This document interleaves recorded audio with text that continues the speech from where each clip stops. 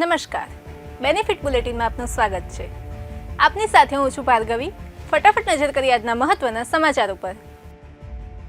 બનાસકાંઠામાં વરસાદની ફરી એન્ટ્રી. વહેલી સવારથી ધમાકેદાર વરસાદની શરૂઆત. દાંતામાં 4 ઇંચ, પાલનપુરમાં 2 ઇંચ, લાખાણીમાં 1.5 ઇંચ અને ડીસા, ધાનેરા, અંબાજી, દાંતીવાડામાં 1 ઇંચ વરસાદ વરસ્યો. ધોધમાર વરસાદ ખાબકતા નીચાણવાળા વિસ્તારોમાં પાણી ભરાયા. સતત વરસાદથી ખેડૂતોમાં પાકના નુકસાનની ભીતિ. સ્થાનિક તંત્રને એનડીઆરએફને એલર્ટ પર રાખવામાં આવ્યા. વડોદરાના કરજણ પાસે નર્મદા કેનાલમાં કાર ખાબકતા 2ના મોત. વડોદરાના દિવાળીપુરાથી 4 મિત્રો કારમાં સાયર ગામે સંબંધીને તે આવ્યા હતા.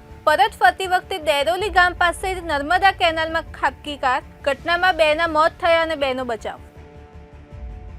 સુરતમાં આવેલી આયુષ ટેક્સટાઇલ કંપનીની લિફ્ટ તૂટતા સર્જાઈ દુર્ઘટના. લિફ્ટની ટ્રોલી તૂટી પડતા સફાઈ કામદાર મહિલાને પહોંચી ગંભીર ઈજા. 35 વર્ષની મહિલાનું હોસ્પિટલમાં ટૂંકી સારવાર બાદ નીપજ્યું મોત. દુર્ઘટના બાદ પરિવારને આર્થિક સહાય આપવાની ઉઠી માંગ. પોલીસે ઘટનાની ગંભીરતાથી શરૂ કરી તપાસ.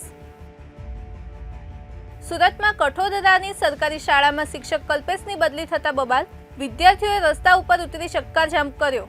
વિદ્યાર્થીઓ વાહન સામે રસ્તા ઉપર સૂઈ ગયા.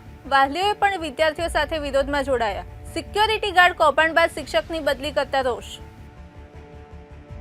રાજકોટ મનપાની જનરલ બોર્ડની મીટિંગ બની તોફાની. વિપક્ષે રોડ રસ્તા મામલે વિરોધ કરતા જનરલ બોર્ડની મીટિંગમાંથી બહાર કાઢ્યા. માર્શલ્સ દ્વારા કોંગ્રેસ કોર્પોરેટરોને ધસેડીને બહાર કઢાયા. વિપક્ષ નેતા વશરામ સગઠિયાએ કહ્યું, સાચી વાત શાસક પક્ષને ખૂંચે છે. રાજકોટ ખાડામાં છે અને એ ખાડા પૂરવામાં અધિકારીઓની ઢીલાશ છે. મેયર નૈનાબેન તેમજ ભાજપ કોર્પોરેટર વિનુ ધવાએ કહ્યું કે કોંગ્રેસના આક્ષેપો તદ્દન ખોટા છે. કોંગ્રેસ માત્ર નાટક કરે છે.